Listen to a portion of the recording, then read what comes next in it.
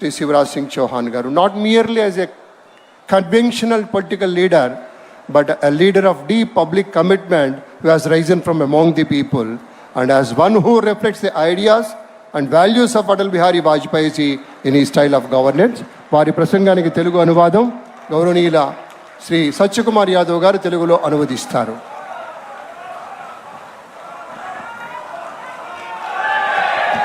बोले भारत माता की, भारत माता की.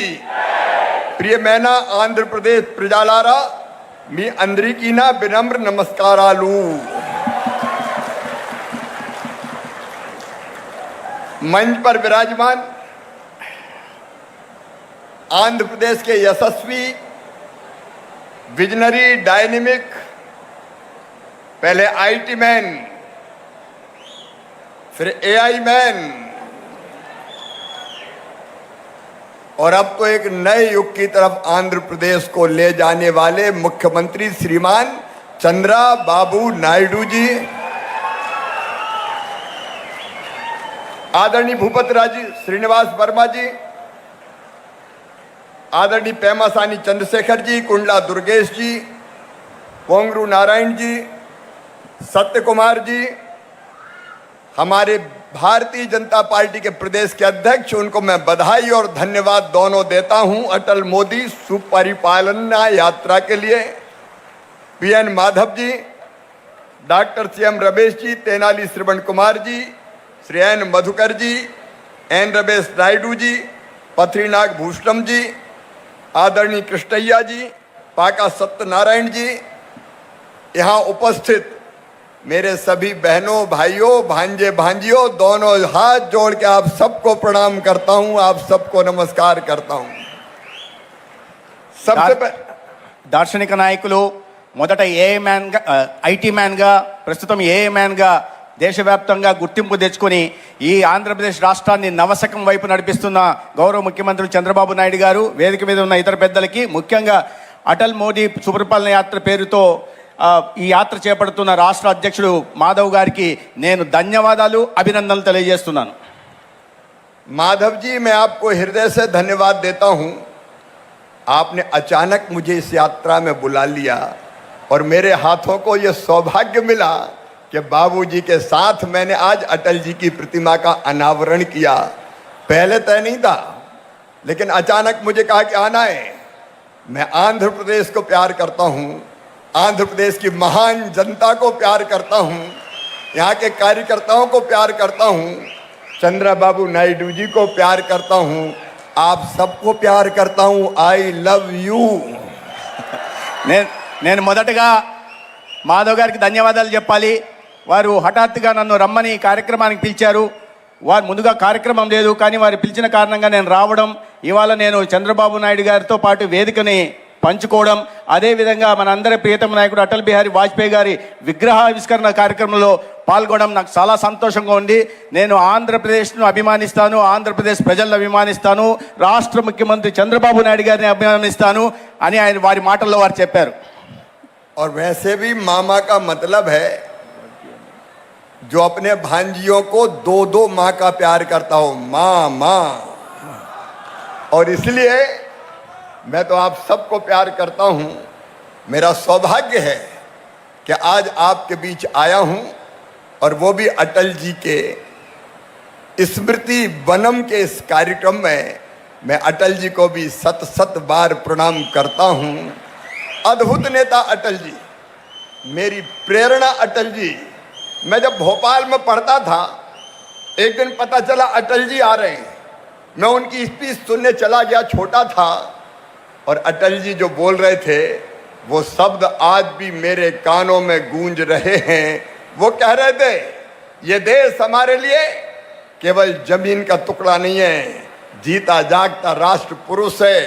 हिमालय इसका मस्तिष्क है, पंजाब और बंगाल इसकी दो विशाल बाहुएं हैं, दिल्ली दिल है, विंध्याचल कटी है, नर्मदा करदनी है, पूर्वी घाट और पश्चिमी घाट इसकी दो विशाल जंगाएं हैं, कन्याकुमारी इसके पंजे हैं, सागर इसके चरण पखारता है, सूरज और चंद्रमा इसकी आरती उतारते हैं.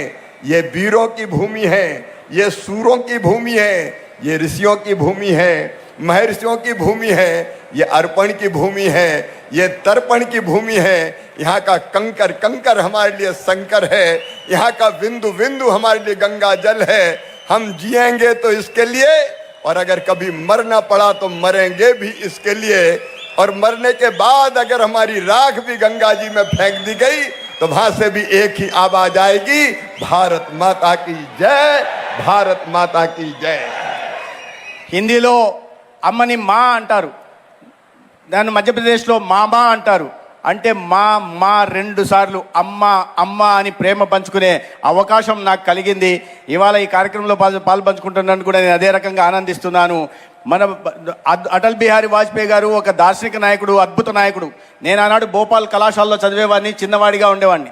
వారు వస్తున్నారని తెలిసి వారి ప్రసంగం వినడానికి వెళ్ళాను. ఆ ప్రసంగం విన్నాను. ఆనాడు విన్న ప్రసంగం ఈవాడు కూడా నా చెవుల్లో గింగుర్లు తిరుగుతోంది. ఆయన వ్యక్తిత్వం ఎటువంటి హిమాలయంత వ్యక్తిత్వం ఉన్నది. ఈ దేశం మీద ఆయనకు ఆ దేశ భక్తిని మాటల్లో చెప్పాలంటే అది హిమాలయాల మస్తిష్కం లాగా, మన ఈ పంజాబ్ ఇవి భుజస్కంధాల్లాగా. కవిత పూర్తిగా చెప్పారు, మళ్ళీ చెప్పాలంటే కష్టం అవుతుంది. ఇది వీరుల భూమి, ధీరుల భూమి, ఇది వందనాల భూమి, అభినందనాల భూమి. ఈ భూమి మీద కాశ్మీర్ నుంచి కన్యాకుమారి గారు వరకు ఒక అద్భుతమైన నిలయం ఇది. ఈ భూమి మీద ఇక్కడ జన్మించిన వాళ్ళు, ఇది ప్రతి కంకరలో కూడా మాకు ఈశ్వరుడు కనిపిస్తాడు. ప్రతి నీటి బిందువులు కూడా గంగా, పవిత్రమైన గంగా మనకు కనిపిస్తుంది. ఈ దేశంలో ఈ దేశంలో మేము మరణించి, నేను జీవిస్తే ఈ దేశం కోసం జీవిస్తాను, మరణిస్తే ఈ దేశం కోసం జీవిస్తాను. మరణించిన తర్వాత నా అస్థికల్ని మీరు గంగా నదిలో కలిపిన తర్వాత ఆ అస్థికల పక్కన చెవి పెట్టి ఎవరైనా వింటే ఒకే శబ్దం వినిపిస్తుంది, అది భారత్ మాతా की जय। अटल जी के चेहरे पर तेज था, उनकी वाणी में ओज था, सरस्वती उनके कंठ में विराजती थी और कीर्ति और प्रतिष्ठा उनकी आरती उतारती थी। वो भारत की आत्मा के स्वर थे। उनके शब्द मुर्दों में भी प्राण फूंक देते थे। उन्होंने पहले आजादी की लड़ाई में हिस्सा लिया, 1942 के स्वतंत्रता संग्राम में पत्रकार भी रहे, और पत्रकार से राजनेता जनसंघ के प्रारंभ से ही वो भारतीय जनसंघ से जुड़ गए। 1957 में वो पहला चुनाव जीते थे।